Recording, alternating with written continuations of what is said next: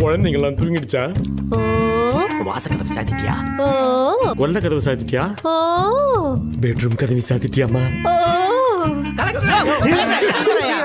ஜன்னல் கதவு சாத்திலையாமா? ஏண்டா நேரம் கட்ட நேரத்துல வந்து புருஷன் முன்னாடி தொந்தரவு பண்றீங்களாடா? இது உங்களுக்கே நல்லா இருக்காடா? நல்லா இல்லதான். நாங்க கேக்குற கேள்விக்கு பதில் சொல்லிடு, நாங்க போயிடுறோம். இப்ப மட்டும் நீ சொல்லல, தூங்கிட்டு இருக்கோம் குழந்தைங்களா எழுப்பி விட்டு போயிடுவோம். ஏண்டா பிளாக்மெயில் எல்லாம் பண்ற? நீ மட்டும் உன் பொண்டாட்டியோட குதூகலமா இருப்ப, ஏன் மட்டும் ஒண்டி கிடையா இருக்குமா?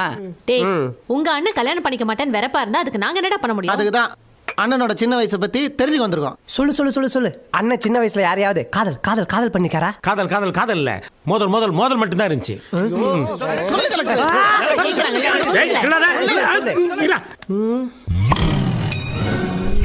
ரொம்ப நேரம் உன் மூஞ்ச பார்க்க முடியல, தயவு செஞ்சு சீக்கிரம் சொல்லு. அப்ப நானும் விநாயகமும் நாகப்பட்டினத்துல 6ஆம் கிளாஸ் படிச்சிட்டு இருந்தோம். அன்னைக்கு ஸ்கூல்ல மாறுவேட போட்டி.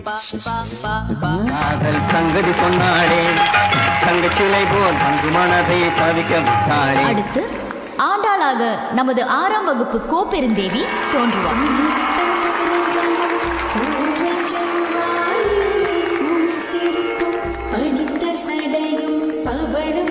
அந்த புள்ள பேரு கோப்பெருந்தேவியாடா, பேரு அழகா இருக்குல்ல.